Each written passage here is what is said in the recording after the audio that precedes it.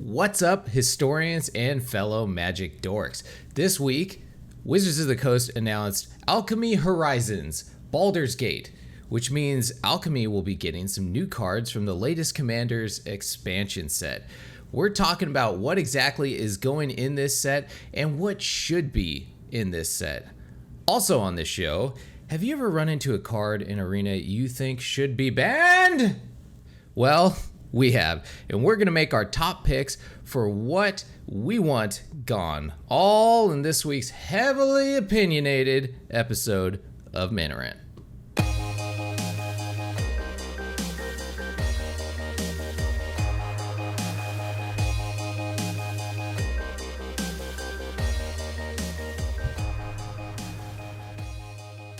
But first, I'm Hoshi, Baldur's Gate's beautiful, brutish, blithering buffoon, and you are listening to the Mana Rant podcast. Almost, that was a tongue twister. The Mana Rant podcast, where, like every week, I'm joined by a man who is actually the original inspiration for the popular Funko Pop figurines based on his head-to-body proportions, someone who needs to special order all of his headgear, our very own Drunken Dork. Yeah, hey, thanks. Yeah, you know what the shitty thing about that Funko Pop deal is I got nothing out of it. So, they just took my likeness and then they started making toys out of it and then I got fucked and now I'm just humiliated forever. I should have lured up, bro. Should have lured up. Yeah, I know. And finally, coming off a 24-hour straight Final Fantasy Lalafell dance party, which is what it exactly sounds like. A bunch of nerds playing the lamest race to ever exist in a video game, just typing /dance into the keyboard for 24 hours straight. It's Michael Apollo.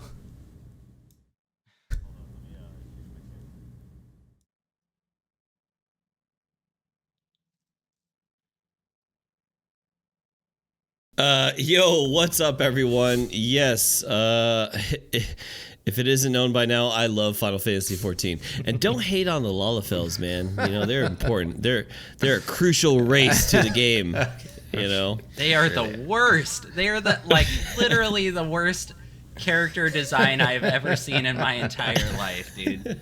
They're terrible. So, if you guys don't know out there, obviously typical MMOs, you have to have your little tiny potato characters, and that's what they are. They're little footballs that you want to kick. So, yeah, I'm a nerd. Yeah. Well, I mean, this is a Magic the Gathering podcast, so I think anyone listening probably has a pretty good handle on that. So anyways, welcome back to the show, and thank you for joining us. We are the Mana Dorks, and this is Mana Rant, where we talk about everything in Magic, but mainly focus on, everything in MTG Arena with the exception of Standard for the most part. Our show moves through the segments of MTG, with our main phases being the main show topics, time hacks, as well as a full breakdown and episode description will be in the description below if you want to hop around. And with that, let's just jump straight into our show with our first phase, which is the Untap phase. Untap. And Untap is where we untap some drinks that we're going to be enjoying today on the show. So let's start off with Paulo. What are you untapping? So, last few episodes, I've been having stuff from Devil's Backbone. It's like the super meta, super hipster deers that look all cool. Today I'm drinking 16-point Imperial IPA. Oh, this guy's he's like a fucking cyborg he's deer. He's a Daft Punk beer. Look at that. Yeah, Daft Punk deer, dude. Nice. Daft Punk deer beer. Nice. Dude, and for all y'all that I'm just barely waking up. This shit's 9.1%, dude. Oh man, that's a good one. Yeah, Nice. We're pushing really strong. We're pushing the boundaries. Yeah. Last week, I don't know for anyone that could really tell, which is probably most people. We were pretty hammered near the end of the show last time.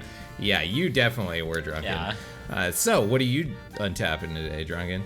All right, so I got a little story for you. Oh no. Just let me show you. Yeah. Oh my god. All right. So for you that are listening, he just pulled out a full carafe of beer. yeah, I got a pitcher, like a restaurant style pitcher here filled with beer. Yeah. All right, so Did you just steal that from Applebee's? Or yes, I did. I went to like Total Wine to go see what kind of kegs they had. I was like, I'm gonna finally put a keg back in the kegerator, and then I saw this. They had Paulner like Helleslager from Germany. Yeah. And I was like, oh shit, yeah, this is dope. It was like 15 gallons, so it's a big keg. Usually I get 5-gallon That is kegs. big. Anyway, bring it home, pull off the plastic seal that you attach the coupler to, and because it's German, it has a completely different coupler attachment. I was like, fuck. All right, so I don't have this. So I went out, got a coupler.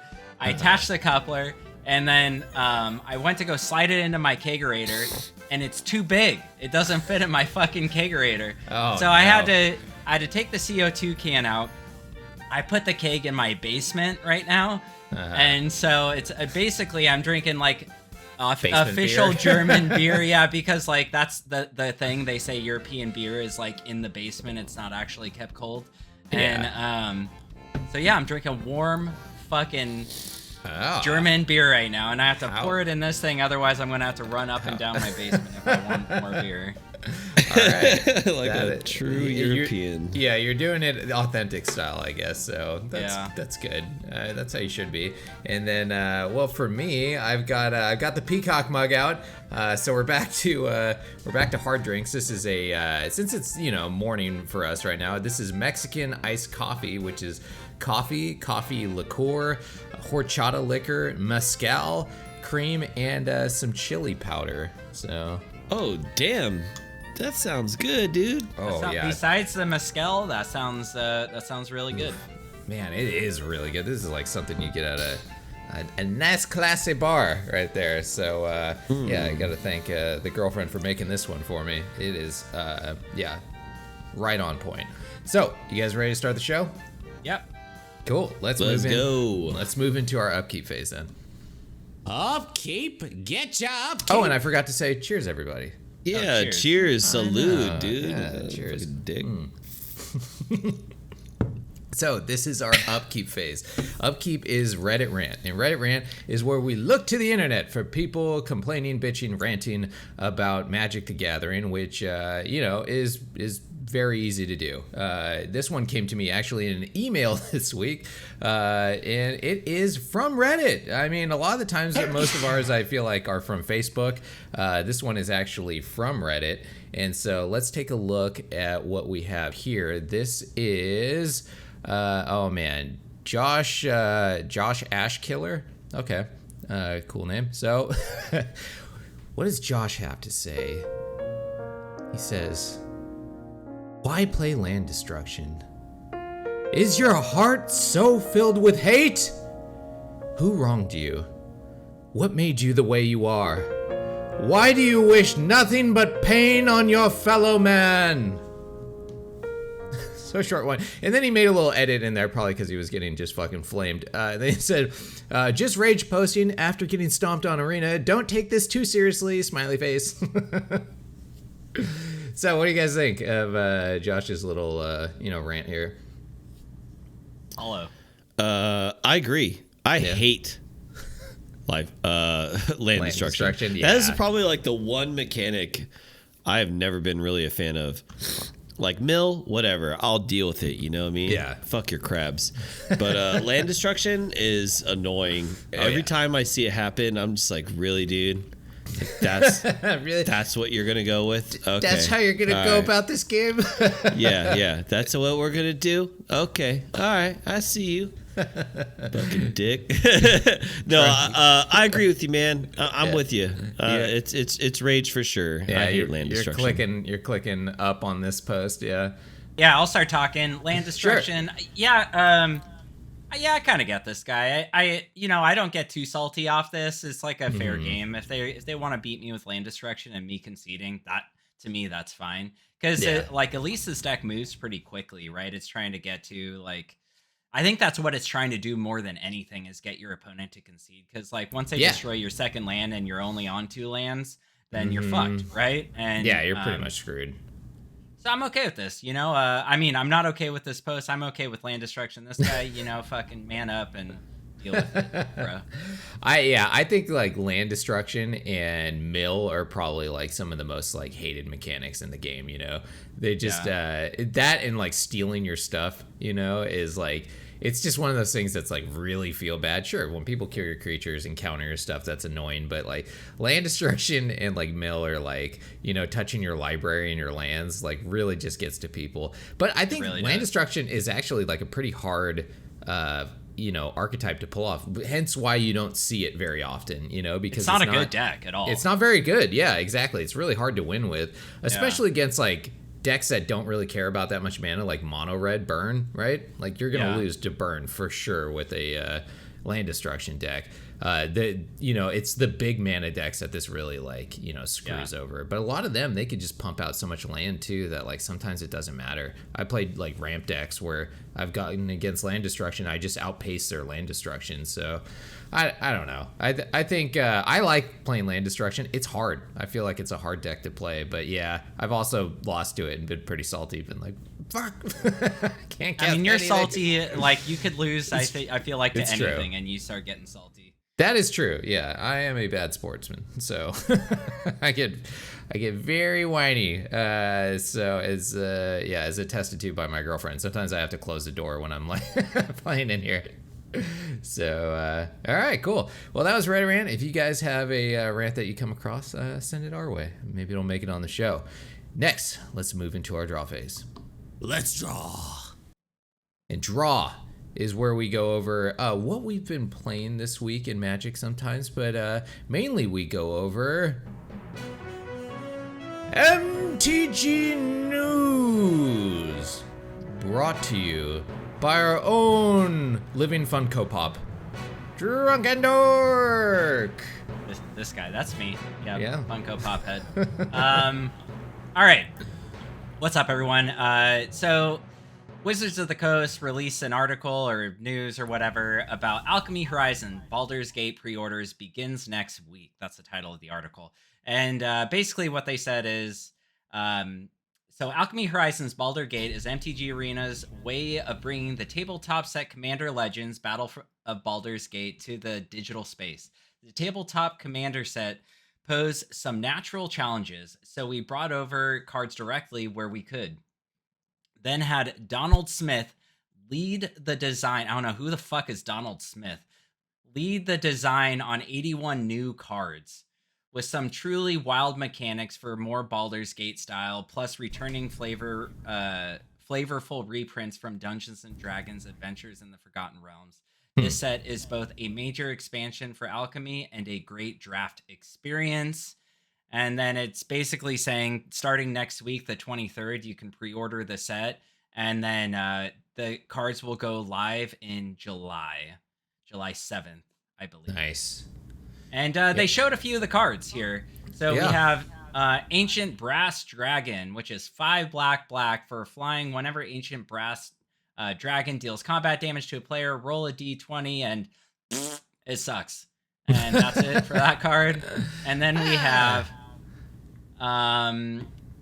Fairda's Fireball. It is 3 red for Fairda's Fireball, deals 5 damage to target creature or planeswalker, roll a d20 and it sucks. Yeah. And then we have Lizelle Githyanki Warrior. And so it doesn't have the text, but I have the text here. This one's kind of cool.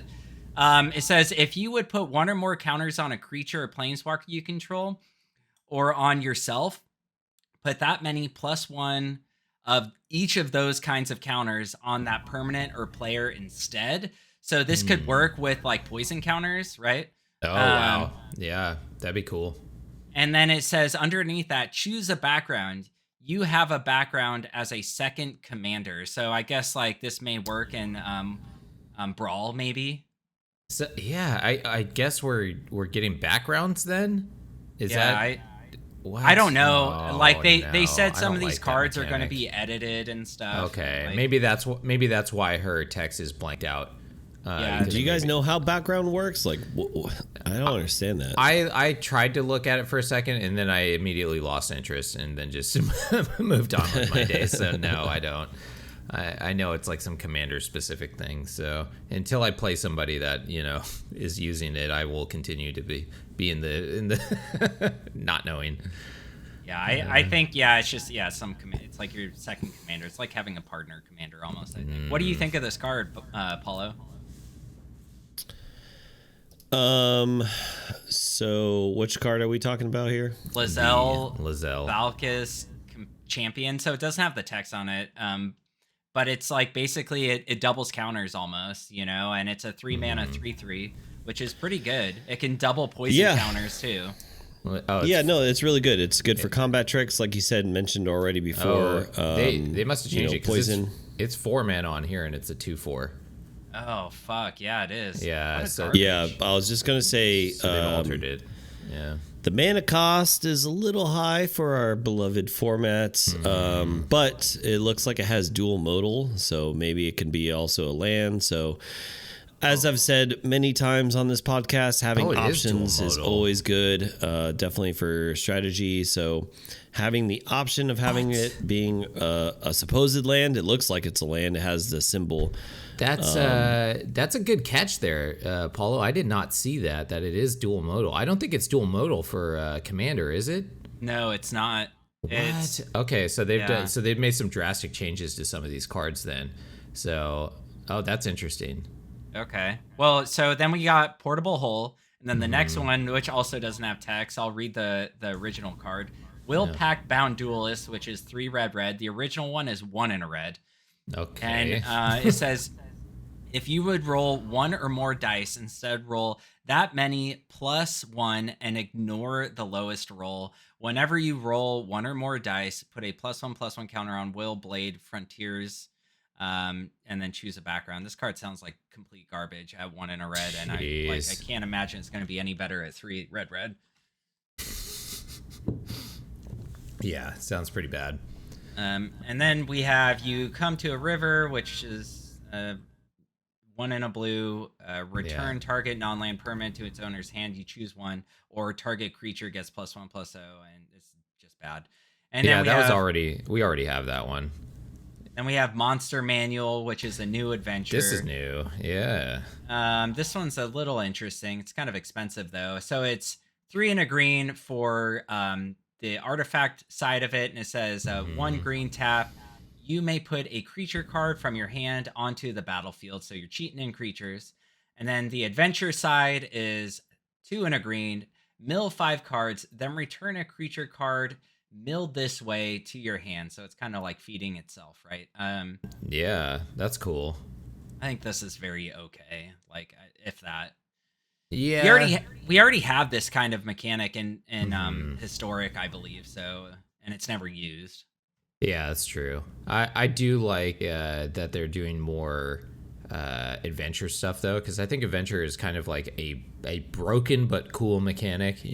I like it, even though it's it's been proven as to be very powerful. So I think that fits in something like alchemy. Because and cheating creatures into play is always good, especially with it being green. So turn 3, you can bring it out. Turn 4, you can bring in Galta. Yeah, pretty much. So or whatever else. Thing. That's cool. I like it. All right. And finally, we have Sepulture Ghoul, which is just a fucking dumb zombie. And then finally, it says pre-order bundles. There will be 2 value pack bundles available for pre-order starting next week. We'll cover the full contents next week, but here's a sample. Pack bundle will feature 5 Alchemy Horizon Baldur's Gate Mythic packs. Play bundle will include the first 10 mastery levels. So it's just more mastery shit. This is all. Okay, whatever. Yeah. They're like trying to sweeten the deal. Now, I don't know if you guys really looked at the set for Baldur's Gate that much, but I watched the professor on YouTube. He's a well-known Magic the Gathering guy. He does this what are they called, the box games, the booster box game where he opens them up, and if you get the amount of money that that he spent on it worth it, he'll open up another box or whatever. That this set he opened up, and it's the worst one he's ever had. He didn't even get half of the amount of value out of 3 boxes that he opened, which is staggering. I don't know. They're really gonna have to up whatever they put in this thing, I think. But yeah. Anyway, sorry. Go on, Druggan. No, that's it. I wasn't gonna. All the other Okay, news you is didn't have kind of just anything else. garbage. Okay. Yeah. Well, good. Well, I guess that leads us into our next main phase, where this is the stuff that they've shown off so far that they want to add to this set. But in the next main phase, we're going to look at stuff that's actually in the set and in the commander set, because there's 2 different sets that are coming out for this, right? There's the actual like draftable set, and then there's the commander set that they came out with, which are different, have different cards.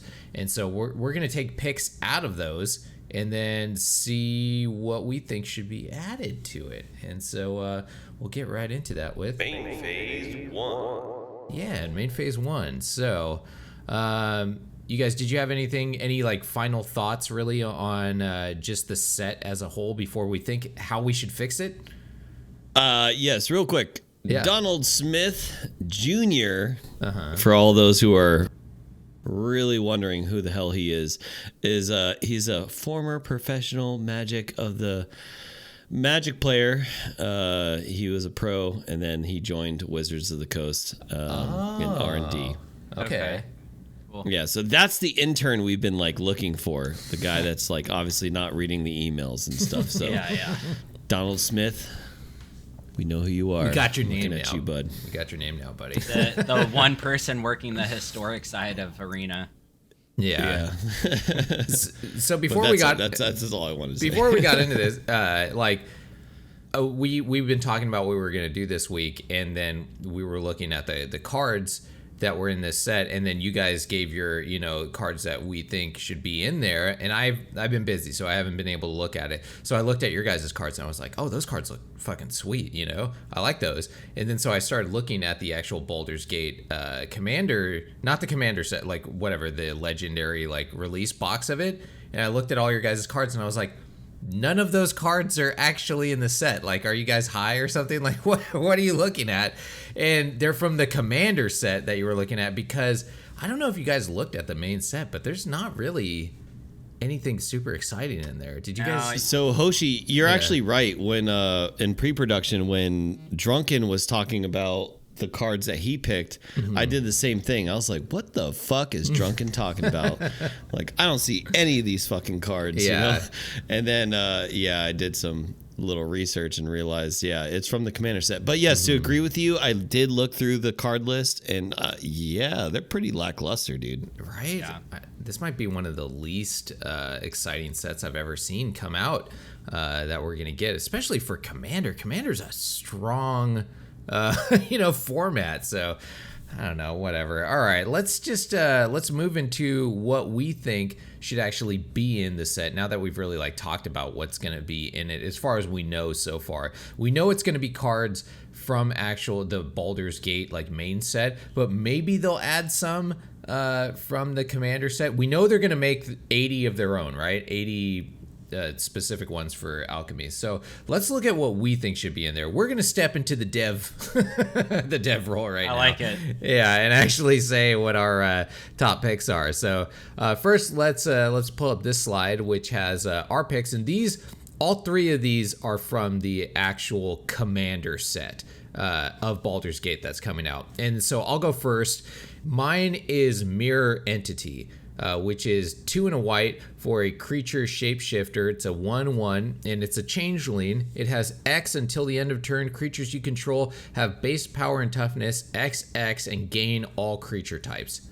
I love this card because of its jank possibilities. It's such a jank card, where you can do cool stuff like slivers. This makes slivers crazy. This makes just weird sets. I like changelings. I like changelings. I think they're fun. I think they add cool stuff to different creature types, and they pad out creature types that don't have like a full supporting cast for them sometimes, but maybe they have some, a few cards that are really cool, like this going werewolves, whatever. So I really like Mirror Entity. I think it's pretty sweet.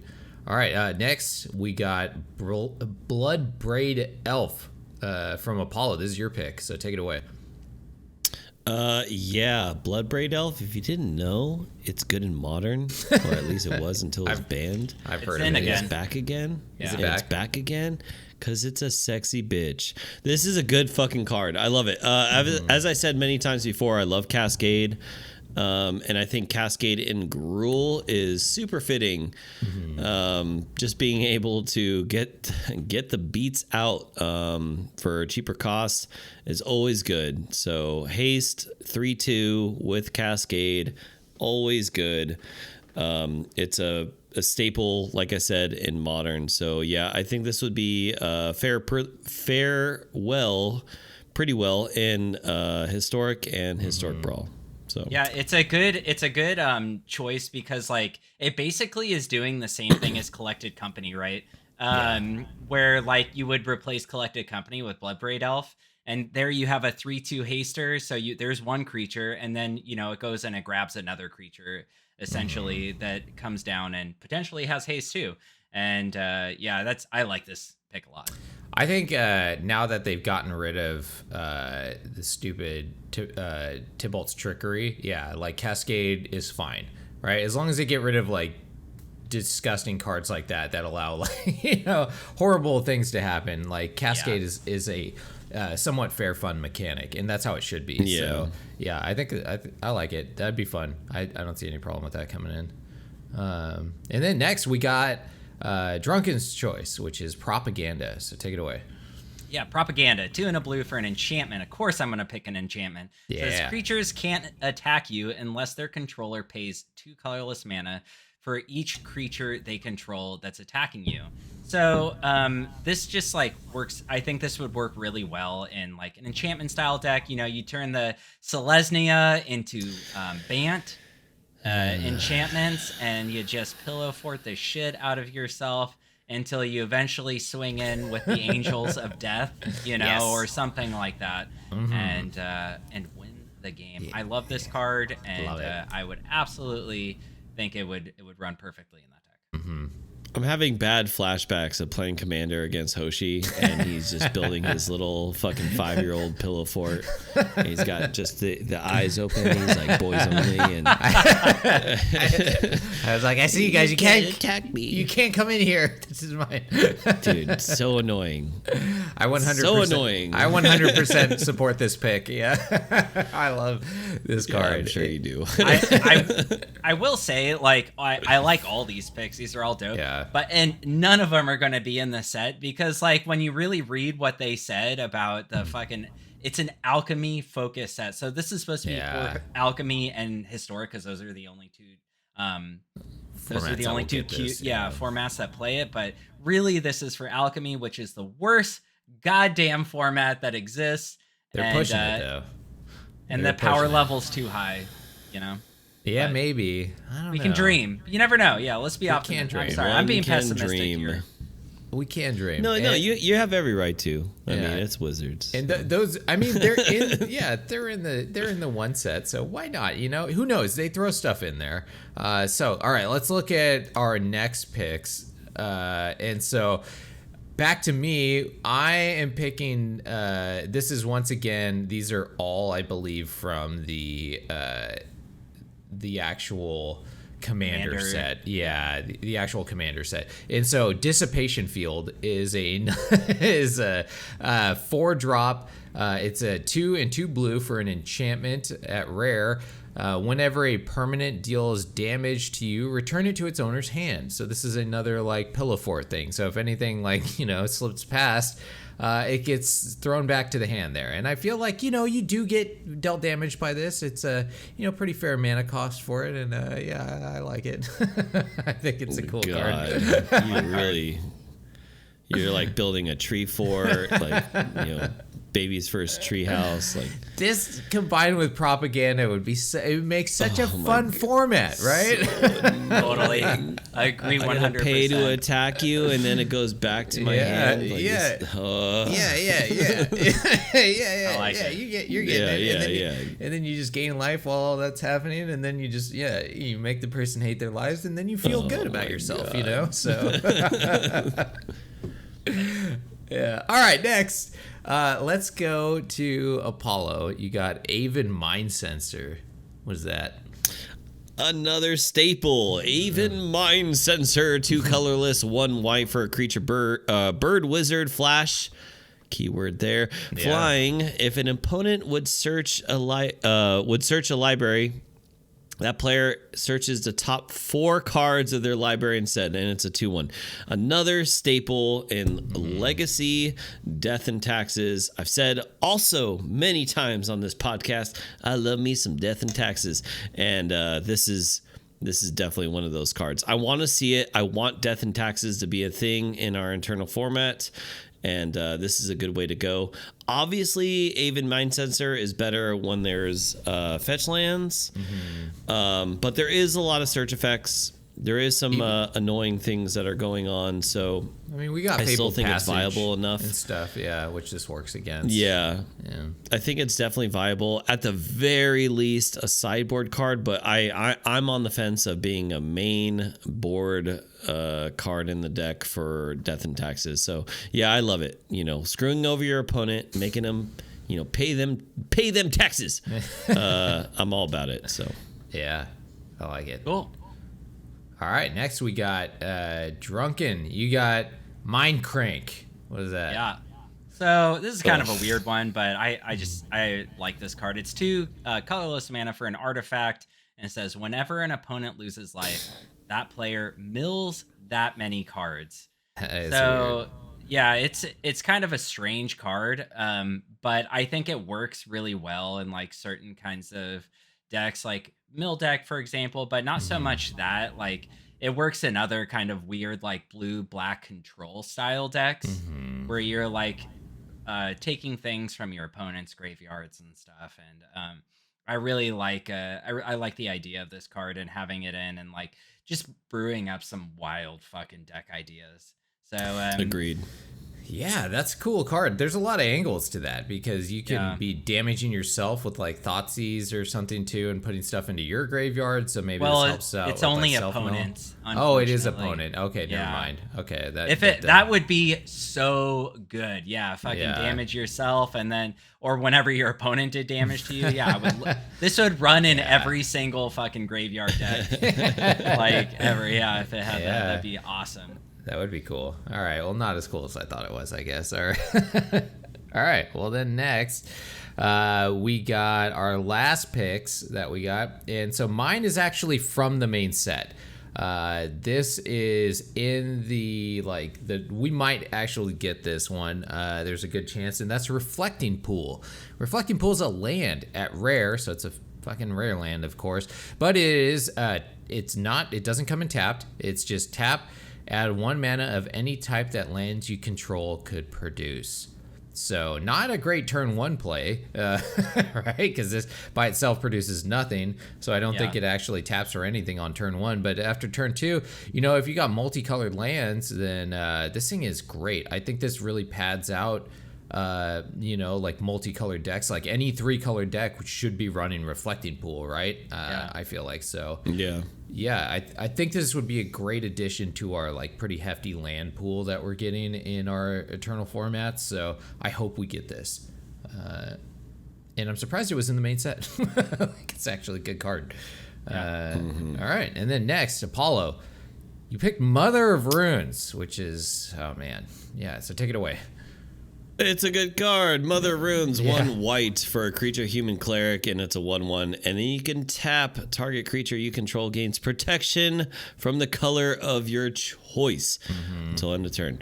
Again, another staple we have seen in Modern, mostly in Abzan or Jund, mid-range kind of variants.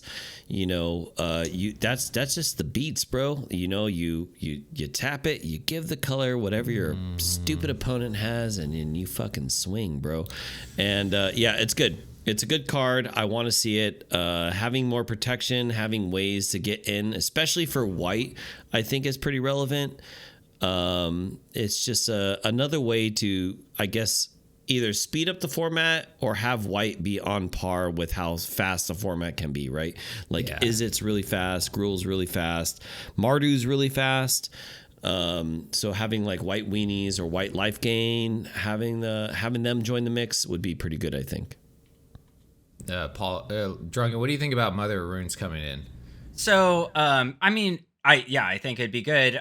We already kind of have a card like that, you know, the white enchantment Eidolon. I think I was trying to look it up. You know, the one where you pay a white. You gotta pay but for that that you have to and pay dies. mana. This one you don't. Yeah, and it dies. This is like 1,000 times stronger. I agree. Yes, I agree 100%. It's a human too, so it works in the new humans deck that's been popping up.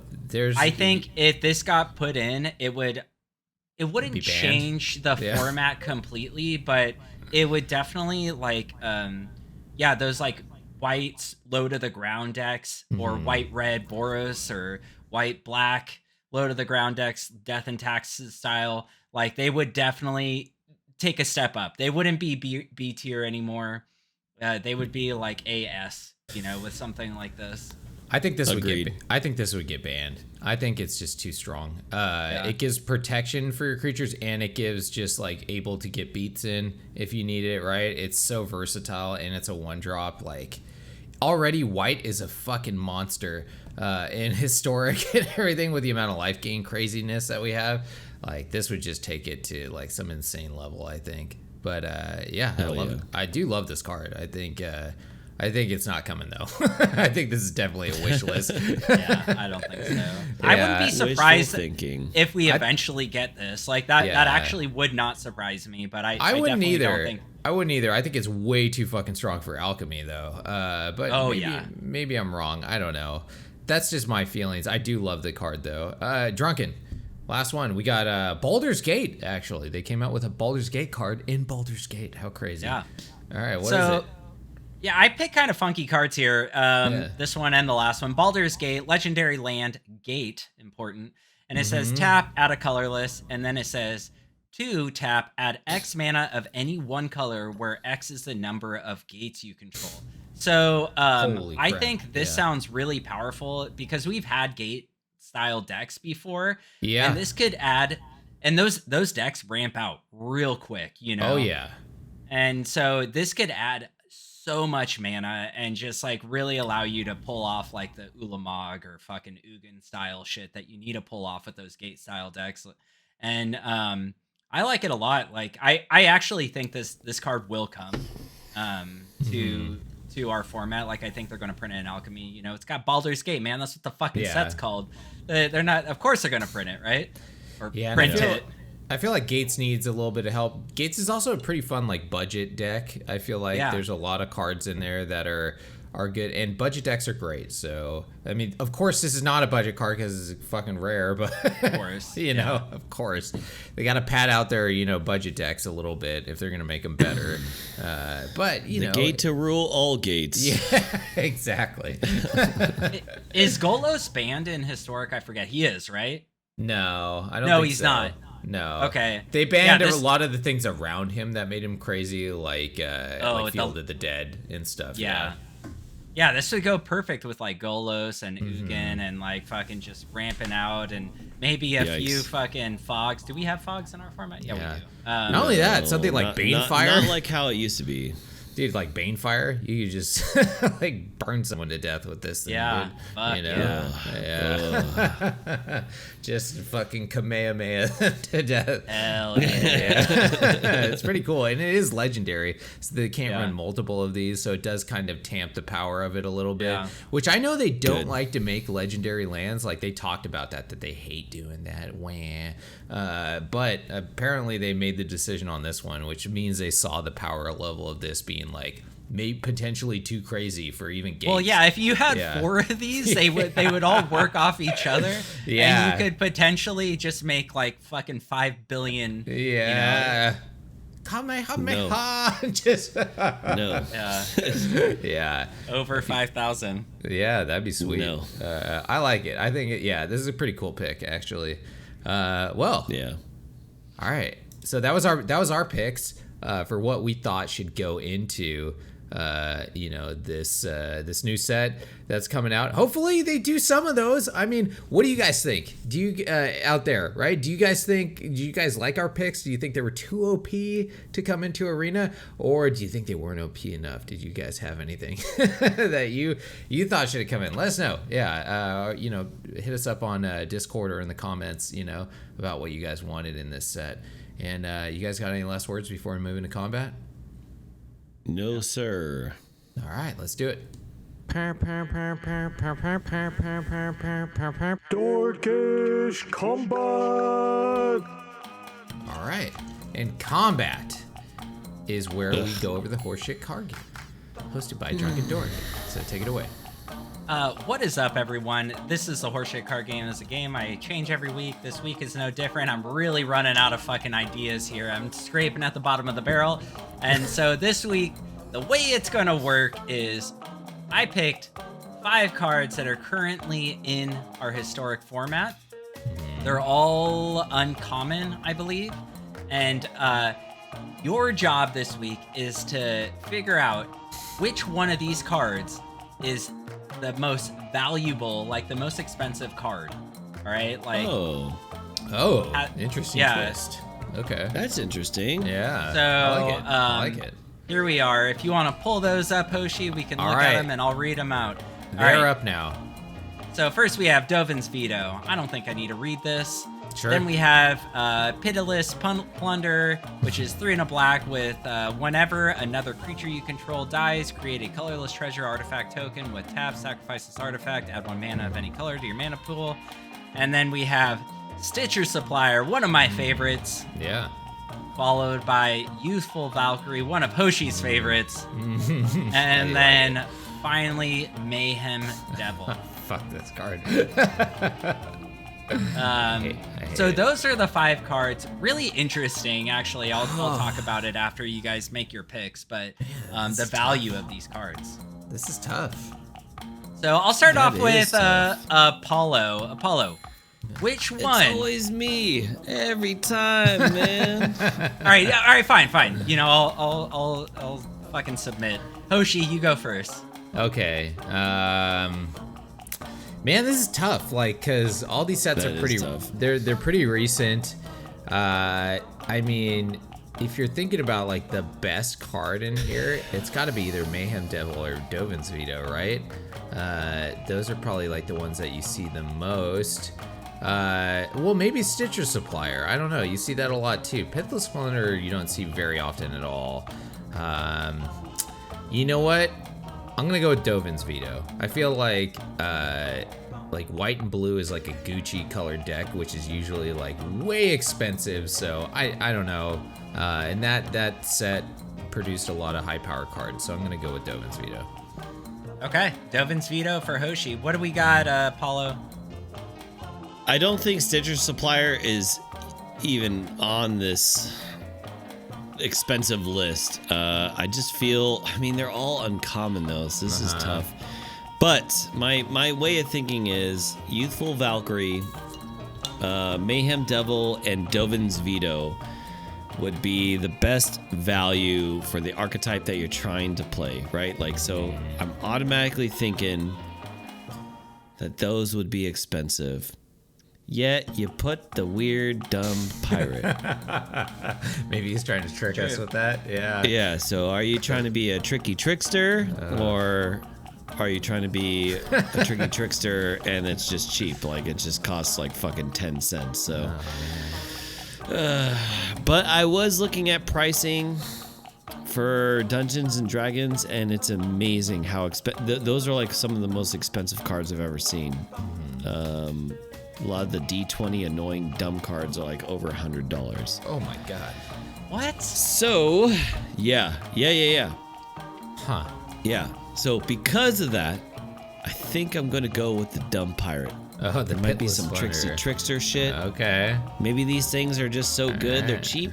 Maybe. And the pirate is just everyone wants this pirate, I guess. So I'm gonna go with the pirate.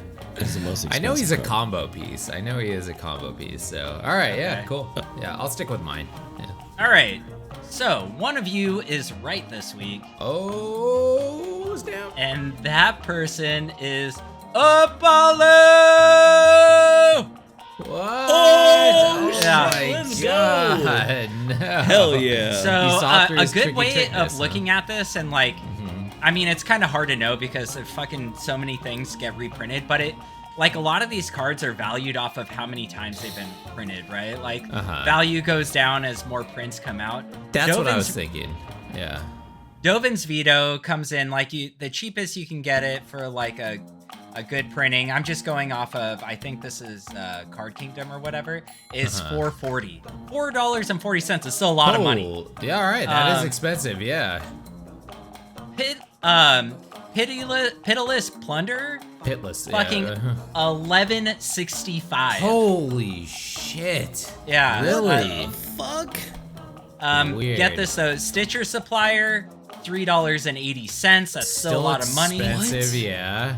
This one blew my mind though. Youthful Valkyrie, $8.55 for that. Wow. fucking card. Yeah. Oh, wow. It's And played then- a lot. Yeah. Okay. Finally, Mayhem Devil, $4.82. Okay. So Yikes. all these are expensive. Damn. yeah, $5 for a fucking uncommon. You know, like that exists, right? They're $100 uncommons. Oh yeah. And like in Magic's Nars history, just Narset because- is like crazy expensive. The Parter Veils, I forget what she's worth, but she's worth a lot. And so I just picked like 5 of the top ones that were in there. And yeah, Pitiless Plunderer is like by far the most expensive one. But it's because it's a huge commander staple. That's why. Any deck that is like running sacrifice outlets, which is huge in commander, runs this card. And that's And it was true. So, Commanders where the whales are sorry, at. go on. and it was Finish your only thought. printed once. So that's what I started noticing when I was looking at the Dungeons and Dragon cards. They're only good in Commander, and that's why they're so expensive. You know, like the D20, D12 weird dumb cards. Yeah. Like a lot of the dragons, like the spellbook ones, you know, that looks like it was ripped like from a manual of Dungeons and Dragons. A lot of those dragons are easily $80 to $100. What the fuck, dude? This card Jesus. sucks, Yeah. dude. Those are terrible. Yeah. Well, So it's wild. Youthful Valkyrie is actually, it's used in Commander, it's used in Modern, it's used in Standard. So it's used across sense. multiple formats, which makes this Yeah. card expensive, Yeah. and it's good in those formats. I'd like to and it point was- out this it is was another one only- that you thought was stupid. Yeah, you're right, I did. And it only came out in Kaldheim. That's the only set it's been in, so Yeah. it's like really hard to come across. You have to buy Kaldheim, which is a shit set to begin with. So like There's some decent yeah, stuff that's in what there. really Yeah. brings the value up. Yeah. That's true. That's a good point. Yeah, I mean there's also like the other Valkyries and stuff in there, the Righteous Valkyrie, Yeah. which is insane.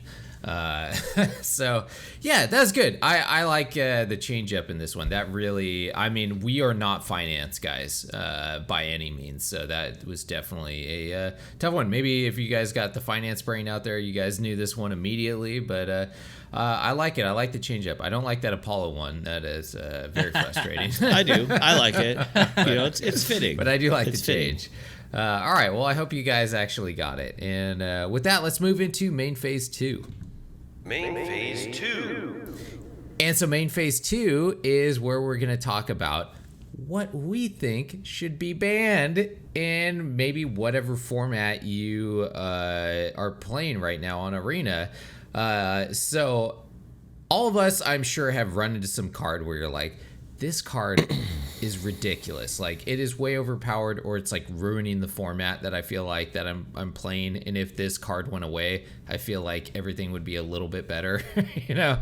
And so we're going to go over that today because I know all of us have run into that. And we're going to just go over one pick, one thing that we think should be gone that would actually make the game maybe possibly a little bit healthier or something. So let's start this off. Do you guys feel that in a normal basis? Like, hey, fuck this card, please make it go away? No, not really. I think it's just you, dude. Just me? You're like, where my thing didn't work, and I want it banned. You hate everything you don't like and love everything that you love, which is weird because the things that you usually love are like the most jankiest, ban-worthy shit. No, I like jank, not broken. I never play. I rarely play like the most like just insane power level card. I'm usually playing like weird, very niche cards.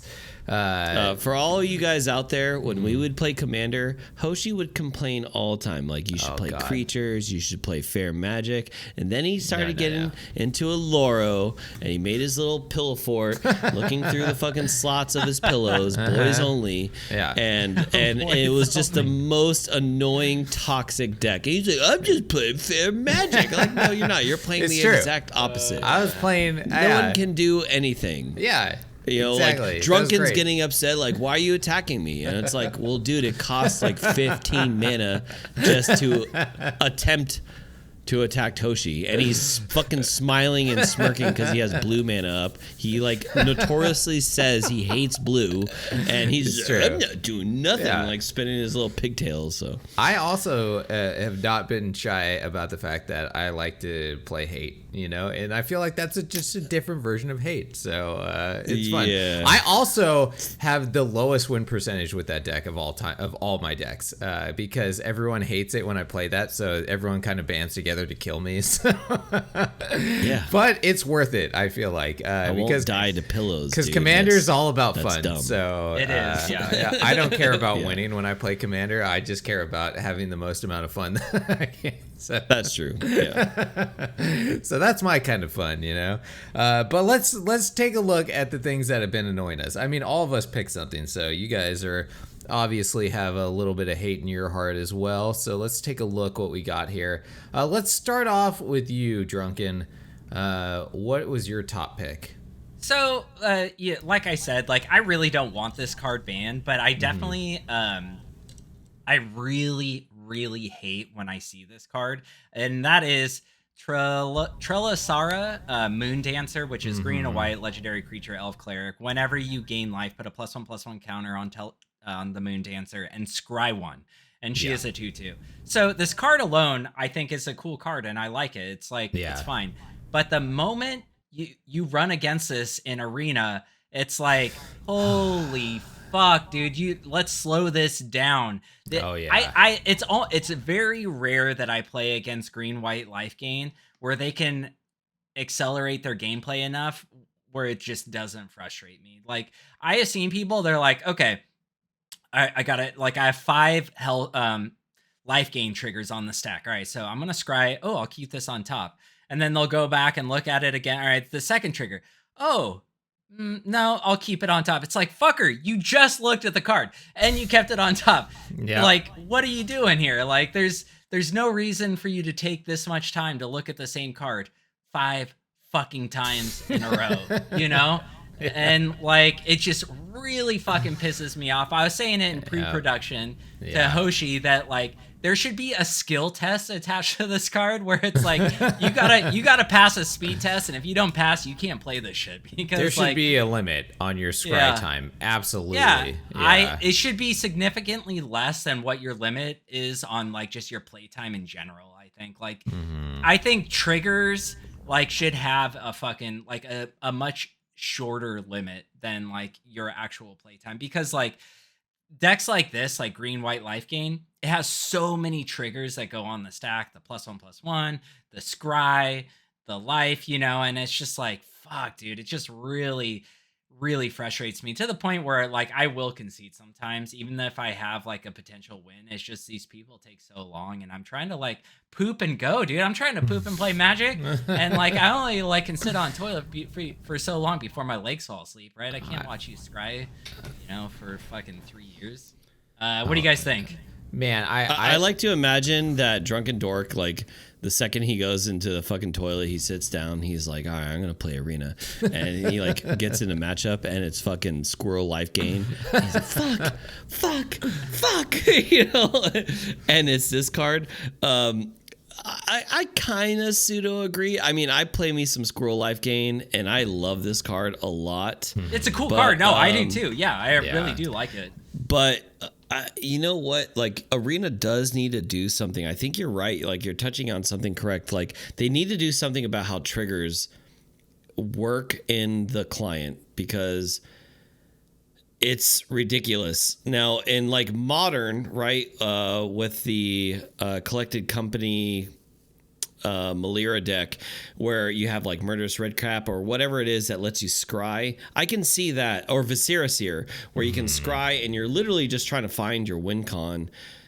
There's no win con in here. The win con is the life gain combo. It's to get the fucking squirrels, right? Like, so if you're already kind of going off, it's like annoying. It's like, well, let me scry. Well, let me scry. Well, let me scry. Well, let me scry. And it's like, well, what are you scrying for? Just keep it on top. Like, me personally, I've gotten pretty quick at the deck. So I'm just like, no. I'm good. Because you're right. Like, you can have the potential win con and you're going to concede because it's so annoying. Yeah. And that's not fun, right? Even if you're fast you with technically it, though, have the win, but you have to sit there and wait till they're done jacking off with squirrels and shit. So even if you're like, you found that card on top that you like it, right? And you're like, okay, I know I'm just gonna like hit resolve on it, I don't care or whatever. It still is such a slow thing to like click on all the stuff. Like, I wish they just had a button that said like ignore all scry triggers or something,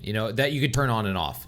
Right? Like, hey, I know I want this card on top. Fuck off. Just automatically pass the scry trigger. Like, don't let me have to click on it. If they did that, then hell yeah, this card would be great. And scry in general, I think would be great. You just leave it there, and then you could turn that on and off. And that would cut down the time. Because like I was saying, even if like, I've played this deck where I'm like, okay, I've got collected company on top. That's what I want, right? But it just fucking triggers it every time, and it's like, oh, okay, I click yes. It pulls it up, and it slows down the client and everything too. And I just think it would be you know what, you just fix. touched on something that's totally correct, because it goes beyond this card. There's a lot of fucking cards. There's that land. It's a green land. It comes in untapped. I forget, but it has colorless and green. Discard it, and you get like the effect. Channel. Yeah, Okay. You get the channel, but it comes up every single fucking time, like, or the layer of the Hydra, right? Like, it comes up every single time, and it's like, okay, I get it. Technically, I can activate it, but if I do, it'll be a 0/0, and I'll just kill my land. Like, there should be a fucking like smart option, like, hey, dum Magic Wizards, like, I would not do this logically, you know what I mean? Yeah. Like, there should be like a click all function to where it's like, look, I understand that priority exists. I understand, like, I want the tricks to go through. Maybe I'll do something. Okay, that's cool. If you are, then you are. But if you're not, right? Like, if the scry trigger is good or whatever the case, just click a button. Hey, dude, I'm not doing anything. Just I'm doing my thing. I'm not doing nothing, I don't know. Yeah, that actually brings up an interesting like idea, because like if there was like a pseudo AI function where it would like play for you, like use like some kind of intelligence, like, yeah, you're exactly right? Like that land that becomes a 3/2 that makes a 1/1. It's like, hey, do you want to turn me into a creature? But at the same time, you're going to have to tap me to turn me into a creature. Yeah. Like, like obviously I don't want to turn you into a You don't have enough. Yeah, you don't have enough. just hey, you don't have enough land to actually make me be able to attack. I'll just turn into a creature and then get bolted or something. if they had some type of AI function that you could I've done turn that on for sure. Where I've done it too. Yeah. Where it would be like, we'll make the simple plays for you, and then we'll leave the hard stuff, you know, for you to resolve. Like it probably wouldn't work perfectly because nothing works great on Arena at all. But like that would add a cool like factor to it, you know, like something that speeds up your scry triggers and stuff. Like if you keep something on top, it like learns, like you keep it on top 2 times and it's like, okay, I'll resolve the other 50 scry triggers to stay on top.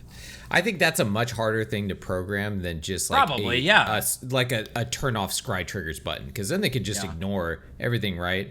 And then that would cut down actually on the processing. Where maybe no excuse, dude. If you're gonna make fucking the most difficult game into a fucking digital client, then I don't know, do the programming. I agree, but hire someone. I agree, but I'm just coming from from someone that like has somewhat little bit of a programming background where an AI will add more overhead to what we're doing and slow down the client more. We're turning off like a function of it will actually speed up the client, I think.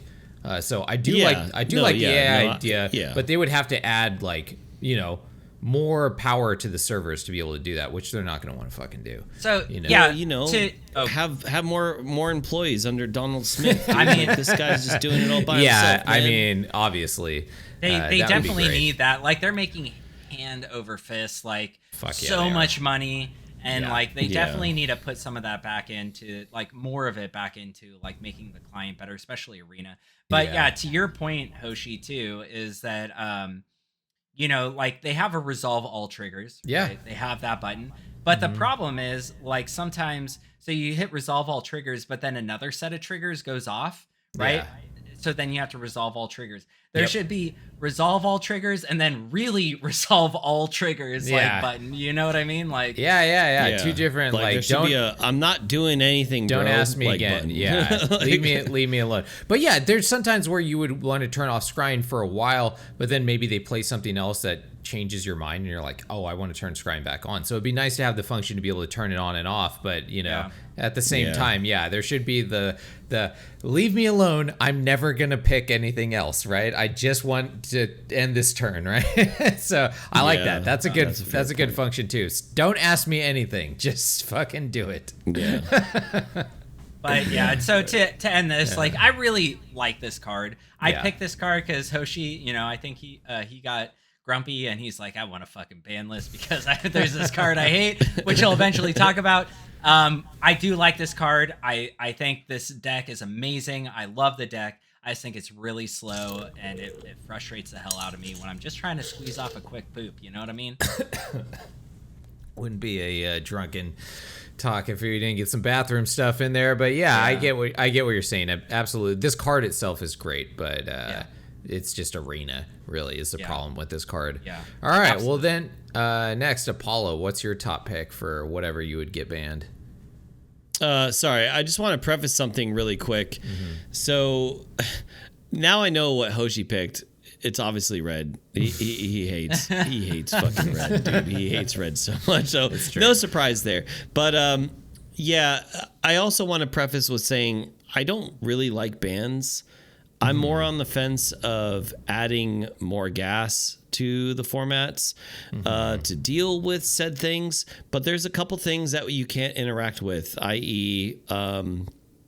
Emblems and fucking companions. I don't really care for companions, and Wizards was like, oh, I'm just gonna make this thing and make it really cool, and it was a dumpster fire the second it came out. To shake up Vintage says something, right? Yeah, like, that's true. For a card to fuck up Vintage says something. That's the dumpster fire that is Companion. So I'm picking Yorion, Sky Nomad, 3 colorless, and it can be either blue or white or blue and white.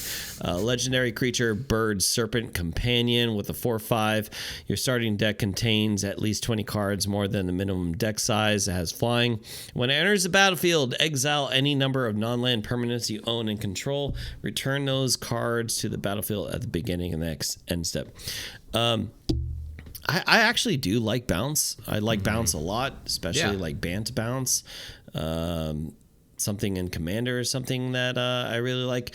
But what's really annoying is I like control. I like Esper control. I like Azorius control. But Yorion is just a special type of cringe. It's fucking dumb when I pretty much have the win. They're down to 3 fucking life. And then they have all their dumb little enchantments and all this dumb stuff and make me sacrifice. I get the draw, I get the scry 3, and then they cast fucking Yorion and all of that shit triggers again. And I see my win just slowly dwindle away from me.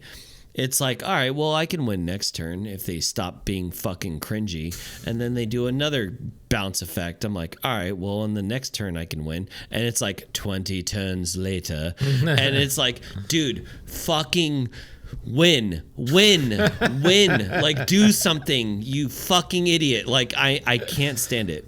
I can't stand it. It's so annoying because it's just like a slow bleed effect.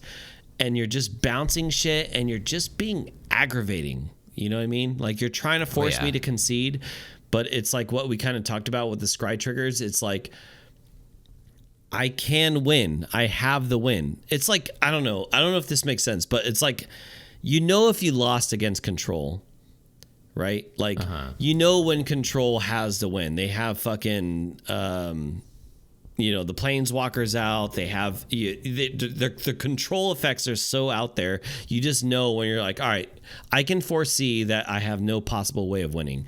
Yorion is a special kind of dumb.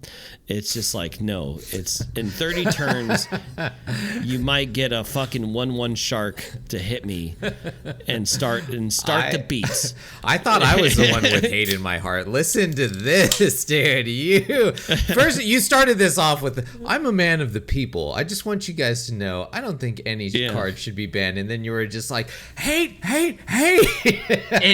Unless you play control, then you know, if you play control, fuck off and die. Yeah, no, if you play control, you're fine. You're good. But you're Yorion. Unless it's Yorion. I hate Yorion. I hate him. I make fun of you, but I totally agree. I think the main problem with Yorion that you don't see with a lot of the other commanders, except for Luris, is the restriction of it that they made was fucking stupid. Oh, play 20 more cards in your deck. Okay, sure. I'll play 20 more cards, and then I get an extra card in my hand. Okay, great. That's a fucking sure deal. That's an easy fucking deal. It's such an easy condition to meet, and it fits, like, you know, control strategies really easy. I think I 100% agree. They either need to errat this card and make the actual restriction of it a little bit harder, or just get rid of it. It's I think it's a dumb card that it just doesn't belong in the format. Having an extra card in your starting hand is crazy powerful, and there should be some kind of downside to that, right? Which is what most of the other ones does, but this one doesn't really do that. Add more cards. Arena has the hand fixing thing where it'll usually give you a decent starting hand, so you're like, oh, okay, whatever. Like, I don't think it really. What do you think, Drunken? You look like you're like, no, I like Yorion. He loves fucking Yorion. I agree. You know, it's funny because, like, originally when Hoshi pitched this, I was like, fuck, I don't know. I don't want any cards banned. So I started looking at the cards I dislike playing against the most. And Teferi's actually the one that, shockingly, that I did like. I really dislike playing against, and it's not so much Teferi. It's the deck. Five fairy, you mean? 5 fairy? Yeah, 5 fairy. Yeah. And so it's the deck, you know, it's like that control, that very slow control. Because like I said before, I'm just trying to squeeze my poops off and like get my games done. You know what I mean?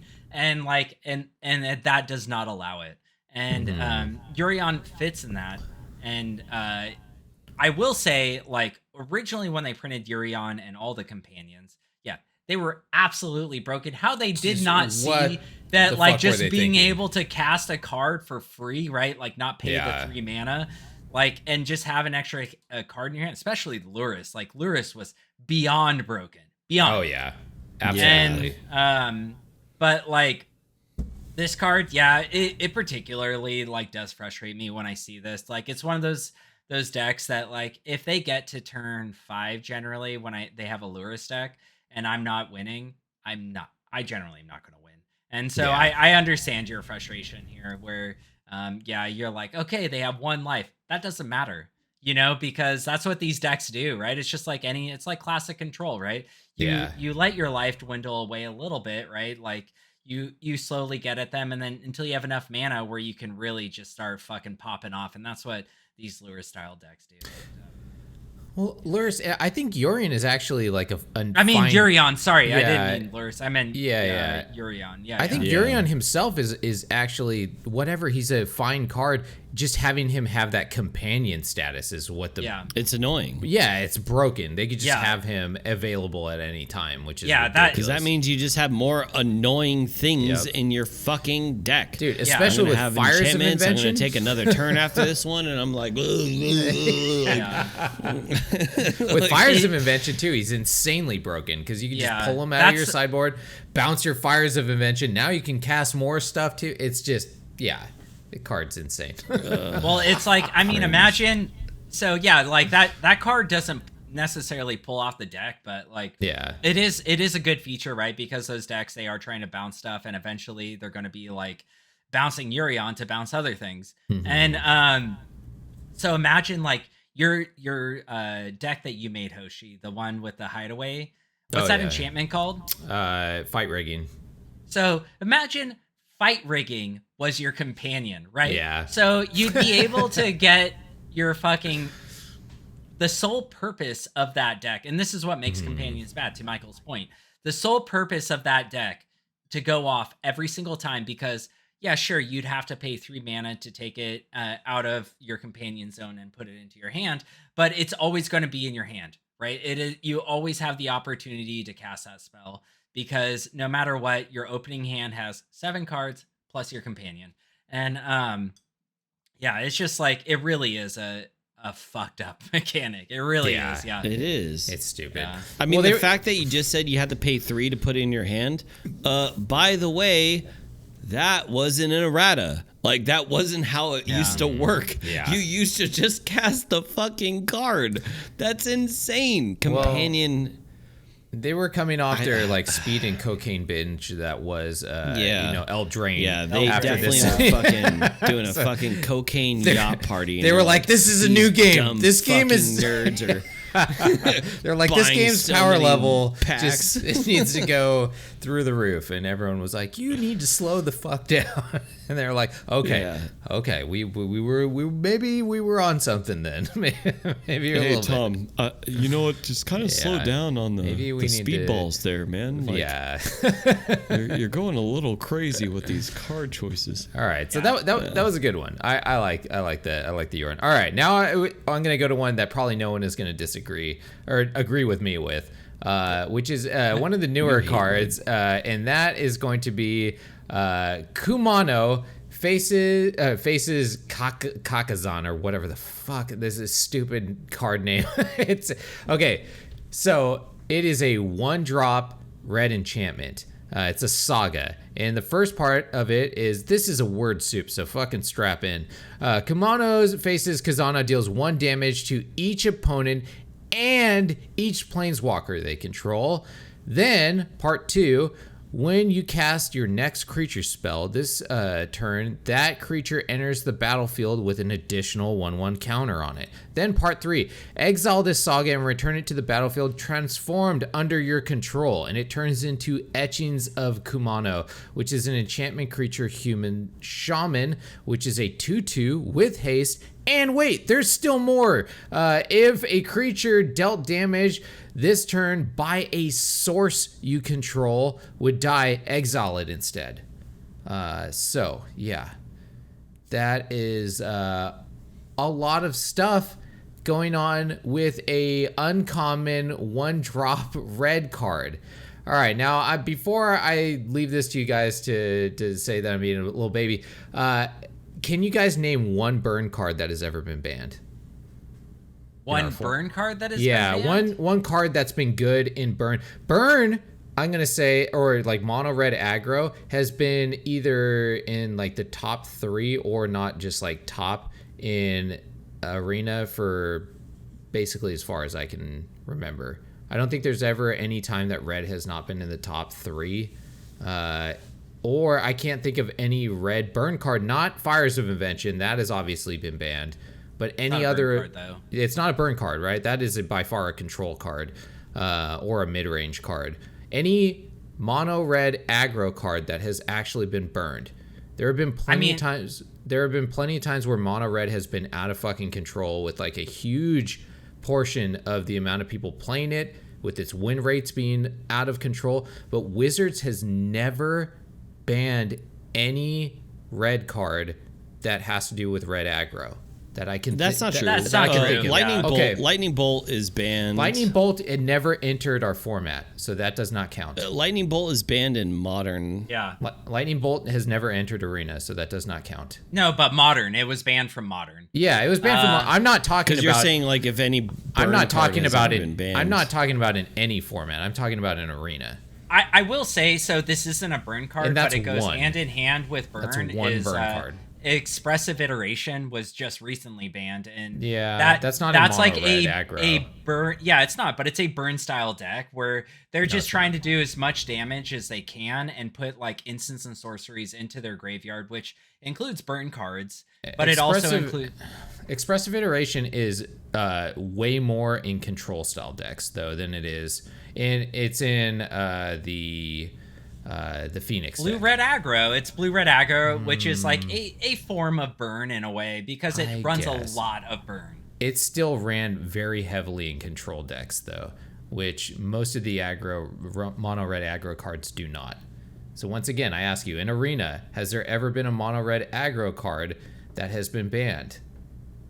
No. I mean, No. I guess not, but Yeah, despite the fact that red has been at the very top of the meta, dominating many times in Arena's history. So because of that, I don't like this card. I think this card is pushed beyond what it should be, and I'm fine with burn. I just think that it gets a unfair look at from whatever the banning commission You're is not on fine there. with burn. No, I am. I actually prefer to play against burn most of the time than I do like hardcore control. Because like you said, if they kill me, it's usually within 5 minutes, right? So I can move on with my life. So I'd rather play them than the 5 Fairy. And 5 Fairy is definitely one that I thought, I hate this card. I wish it was burned, but I do think it's somewhat fair in the formats that we play. This card is so fucking pushed. Look at it. It not only deals damage to you, it does one, it hits your planeswalkers as well. Okay. Then you get a +1 counter. Then you get a 2/2 for 1. Sure, you get it on turn 3. But then it also has the ability of exiling anything that you kill with burn spells. So it takes away any of that advantage too. This card is too good for 1 mana. It is way too good. And you see that because what is the top deck in Explorer right now? Mono red. It's mono red. Is it? Yeah, it's Okay. mono red, and it's been mono red almost basically It's since by far mono yeah, red. it's by far mono red, and the card that is pushing it over the limits, I think, right now is this thing. Not only that, every deck that I play against usually gets 4 of these. I feel like they get 4 of them in their hand, and they cast like them turn 1, turn 2. They cast 2 of them or some shit. And if you get these cards, like it's just good almost at any level of play. I think this card is too good for Arena, and I just want to see one mono red aggro card banned. But they won't do it. So, all right, now I'll push it to you guys. What do you think? So Apollo, Fire Drunken, go ahead. So I have a counterpoint to cards getting banned and stuff. Okay, just in that, general like, or this? To This mono card. red, yeah. So Okay. Elves, for example, has been at the top of Historic forever. Historic, yeah. Yeah, and it has been by far the #1 deck for years now. Since Historic existed, No. pretty much, Elves is... No, it hasn't. Not even close. Not until Collected Company came out, until Elvish Archdruid came out. Elvish, Elvish, whatchamacallit is what really... Archdruid. Archdruid? Yeah. Yeah.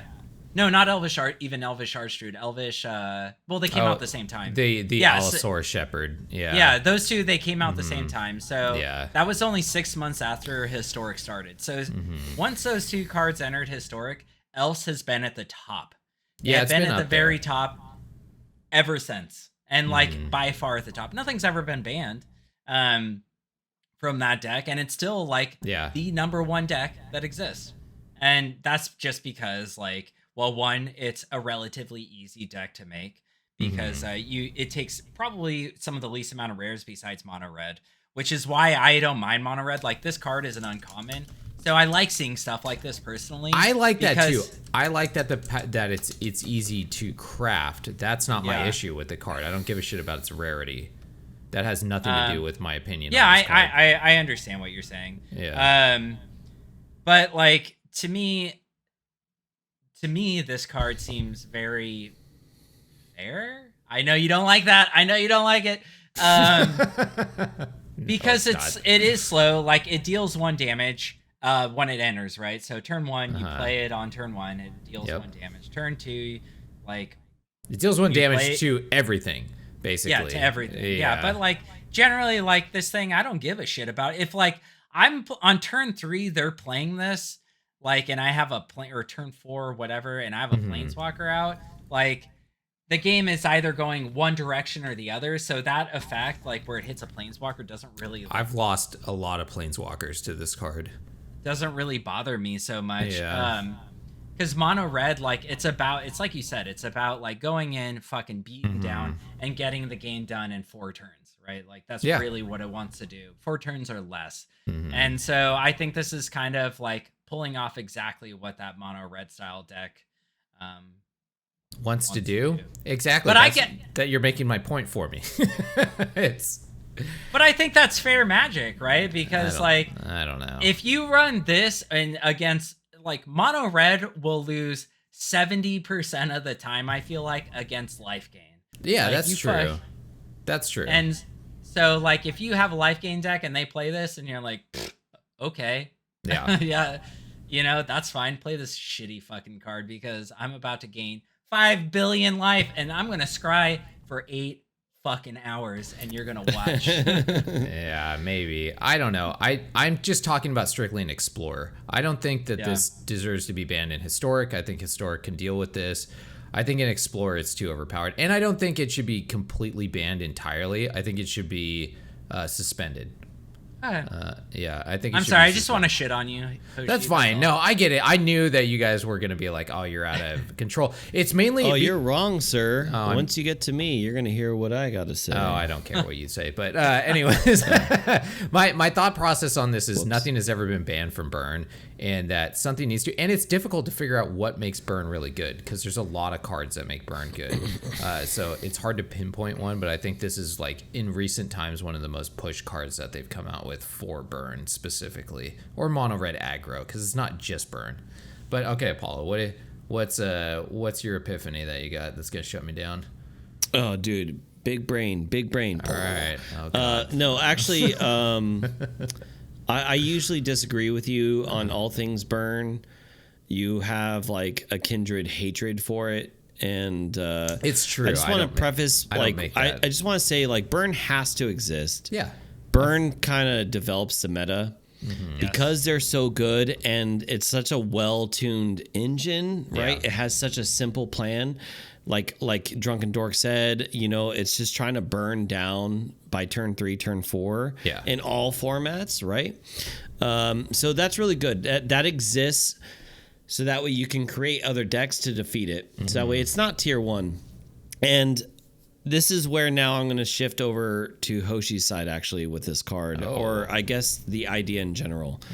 Burn always is tier 1 when a format exists or a new set comes out, and then it dwindles down to tier 2 when things stabilize and there's answers. People know how to figure it out, right? Whether it's best of 3 or even best of 1, as we've seen with, like, Angel life gain and stuff.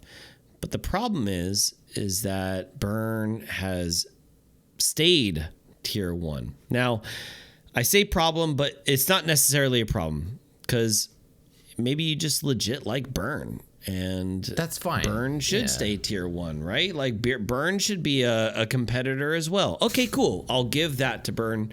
You want to play Burn. But the thing is that this card is giving Burn options that Burn has never had.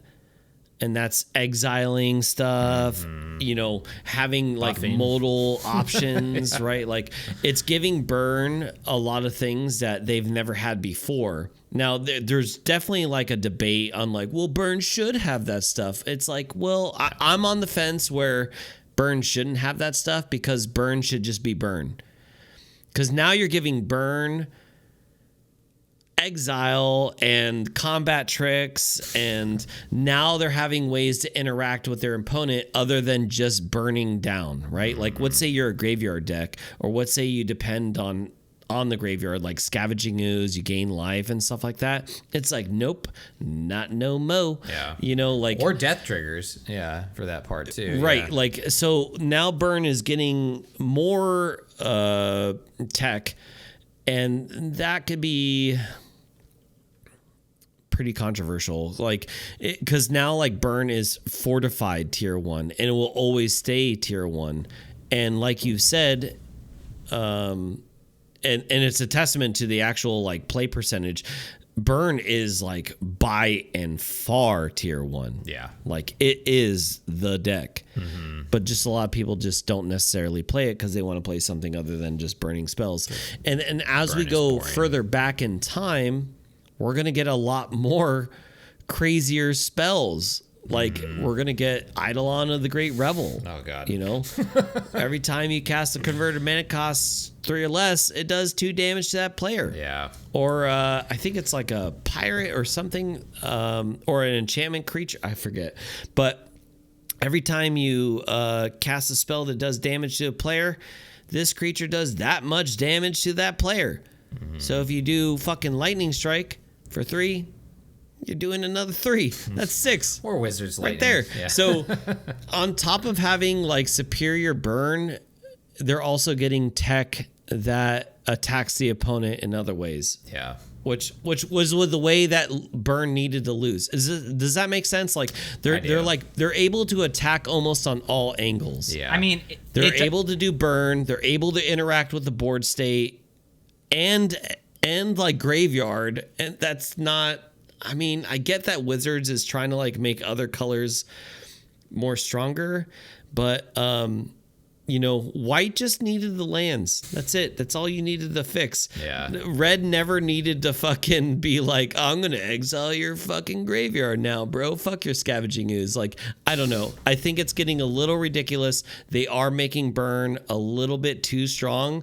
Maybe not now, but as we go further back in time, especially in Theros, when we get Eidolon of the Great Revel, burn is going to be insane. So like if we had Goblin Guide, it would be broken. Yeah, well, that's never happening. So exile effects with burn has always been a thing. Just an FYI. There's always been there's always been spells where if this creature would die, exile it instead. Yeah. Like that has always been a burn. That has always been a burn thing. So it doing that. It is, but I will say for 1 mana that is adding on an extra. Like, you're right. I think Disintegrate was the first time that came into play, which is a dope looking card too. But sorry, go on. That's been in effect for a long time. That is a thing that burn does, and it's like, because exactly, burn is trying to get in. You raised the perfect point, Apollo, which is, with burn balances the scales, just like any other deck, right? Where it's like, if we didn't have it, these other decks would exist and they would just rule over everything. But because we have burn, it balances the scales of like control, for example, or mid-range, because or mid-range, because like they, like it's the rock paper scissors thing. You need burn. You absolutely need it. I agree. But to Hoshi's point, though, I do think this card is pretty strong, but I love it. I don't ever play burn, but I think Paula kind of brought up a point where when Burn is dominant, Burn is overly dominant though. Like he talked about like when it a set starts off and everyone plays Burn to just kind of like, because a lot of people are testing out decks and Burn just destroys people that are testing decks out. But then usually it stabilizes. The problem is when it stabilizes and Burn is still on top, Burn never loses that spot after that point because it's just such a consistent deck. Because it relies on such low drops, that like if it stays in that number one spot, like the meta is fucked. That everybody is just playing Burn at that point, which is just, it's hard to beat a deck when it kills you that quickly and it's that consistent that, mid-range and control decks don't get that. They don't get that consistency that like a low range Burn deck can. So it's very dangerous, I feel like, to a meta whenever Burn is like on top like that and just like uncontested on top. Yeah, sure, it can lose every once in a while, but it's if they get those cards, it's over. And I feel like Burn, like you said, is a necessity, but I don't like this card. I feel like they're trying way too hard with it, and that just Burn needs a little check-in every once in a while. Maybe. So every other format or every other archetype gets it, I feel like. But Burn really doesn't. And I don't know why. Maybe just, Mark Rosewater is a Burn player. Maybe that's what it is. He's like, no, we will never burn. We will never ban any of it. But yeah, Lightning Strike is definitely, please God, don't ever bring it to the format. Oh, it's coming. I mean, man. and it's coming. What's Maybe. that? Draw 2, discard 2. That card's been. Oh, banned. light up the Like, stage? Yeah. No, not light up. The one that. Faithless Looting. Oh, Faithless Looting. Faithless. Yeah. Yeah, which also goes into Burn decks. Yeah. The card that I was saying before, I just want to Faithless say Looting's because I insane. don't want the fucking comments to light me up. It's a Satyr Fire Dancer, 2 mana for a 1/1. It's whenever you cast an instant or sorcery you control that deals damage to an opponent, it deals that much damage to target creature. Yeah. Oh, Not yeah. to the opponent. Oh, okay. But another staple of Burn that we've seen in Theros. So Yeah. I don't know. So I know that a lot of people like Burn, and that's fine. I don't, people are not going to like the archetypes that I play for sure as well, and Burn needs to exist. Yeah. So that was just Good topic. it was just my little rant on it. I just thought it was, it's a card that was annoying me because I played 3 red decks in a row, and the first 2 got 4 of these cards, and the third one that I played got 3 of them. So I was like, what the fuck? Like how?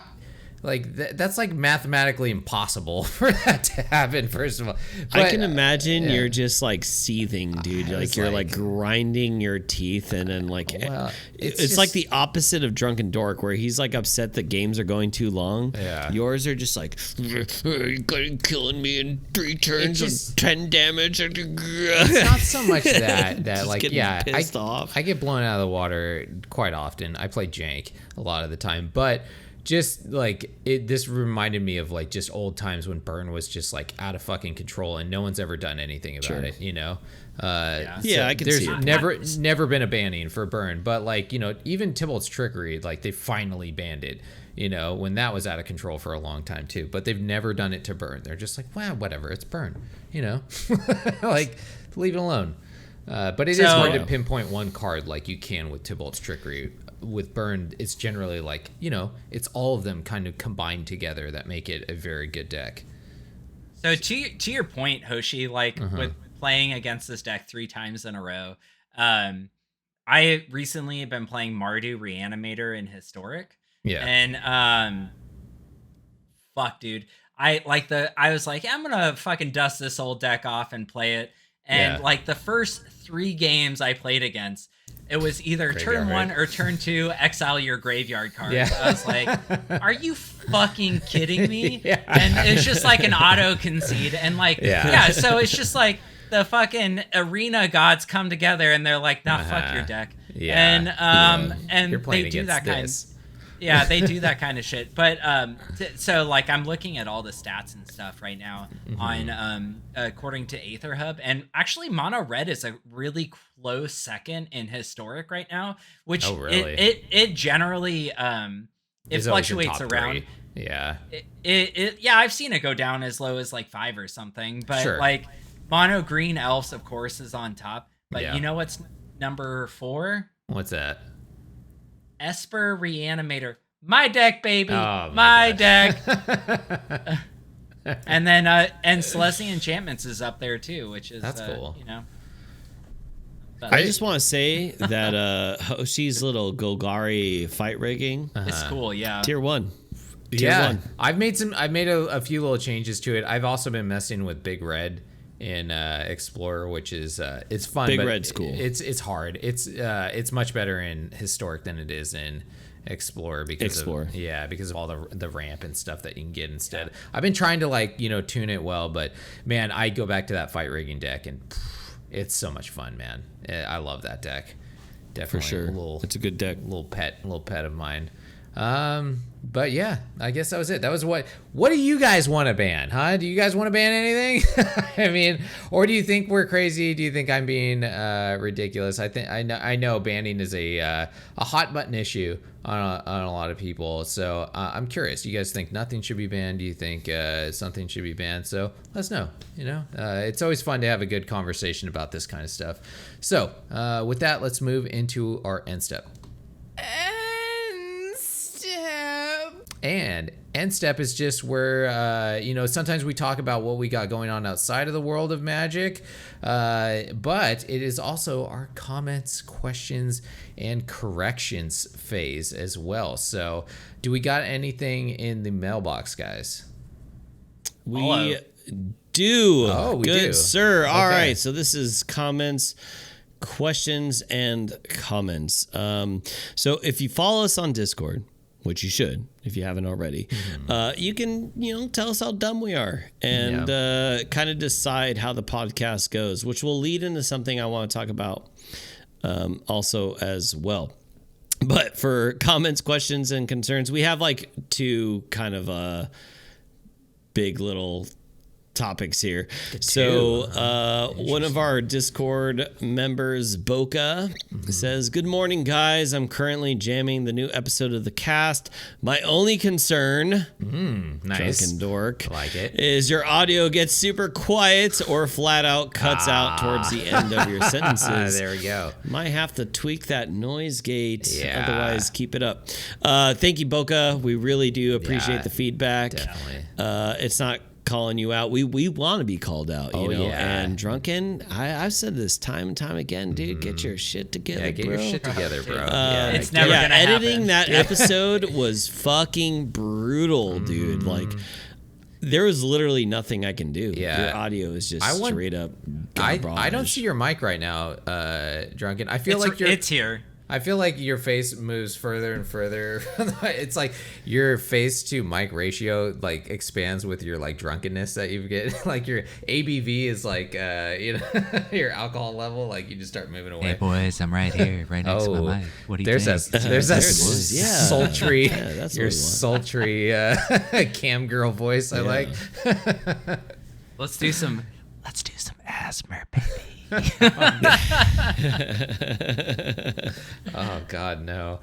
All right, what else we got? Nice. What else we got? So other than that, we have some pod host podcast topic suggestions. Oh, cool. We got Jacavio, Nice. one of the OGs. Yeah, definitely. When are we getting the rest of your guys' background stories? Oh, we used to do that too, didn't we?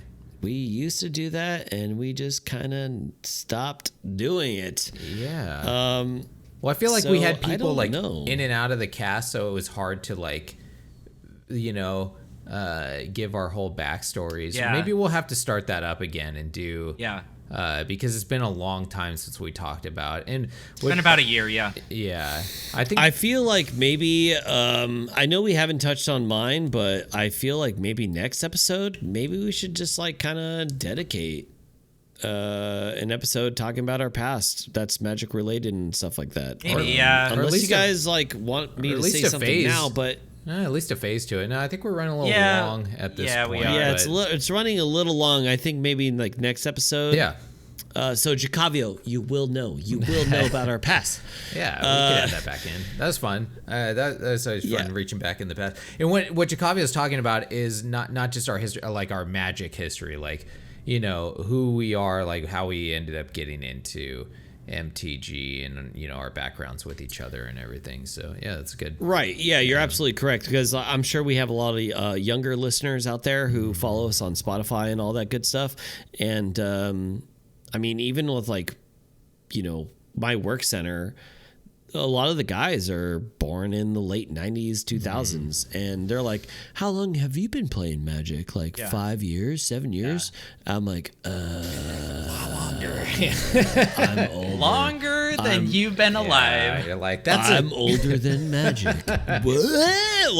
Like when they see my basic lands, they're like, whoa, how'd you get those? I'm like, from being a kid and buying packs. You know, like, because, you know, they're like the fucking old 1993 fucking basic lands and shit. So hey guys, that's a good segment I think we can touch on for sure. I think we might need to wrap this up. I think my cable guy is here to actually kill my internet. So okay, let's do it. All right, so okay, we will do that though. We will do the backgrounds, and that'd be cool to have a episode to point people to if they wanted to know about stuff. So maybe we should do a full episode. I don't know. That's we'll talk about it.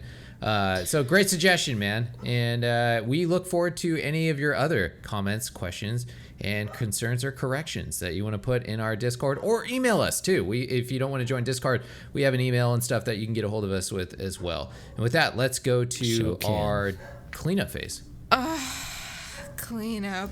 And cleanup is just our, our social media promo stage where we talk about all the ways that you can get a hold of us, which is by, any of the podcast things that are out there.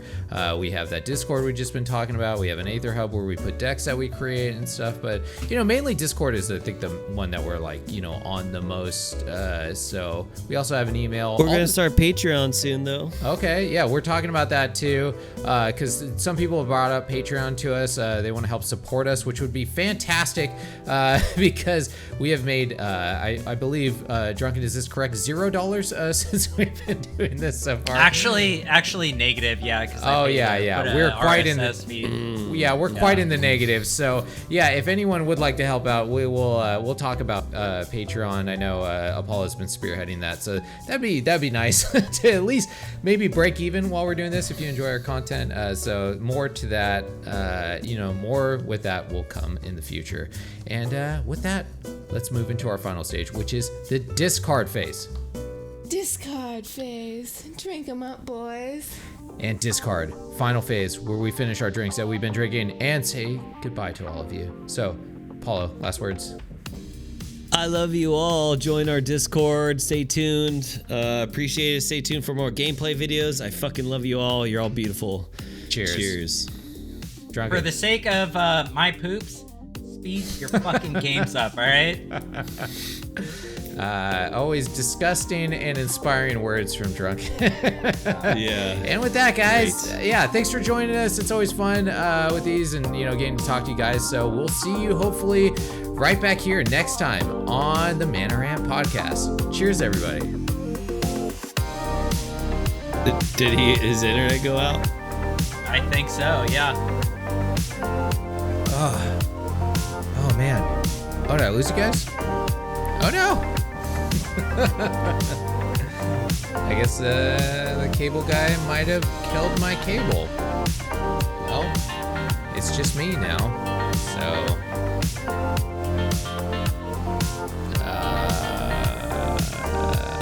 thanks for watching, guys, or listening. Yeah. And this is normally when I say horrible, heinous things to the other guys that most people probably don't hear. And, they're both really... God, I got nothing. It's so hard without actually talking to them. Oh, well. I guess next time.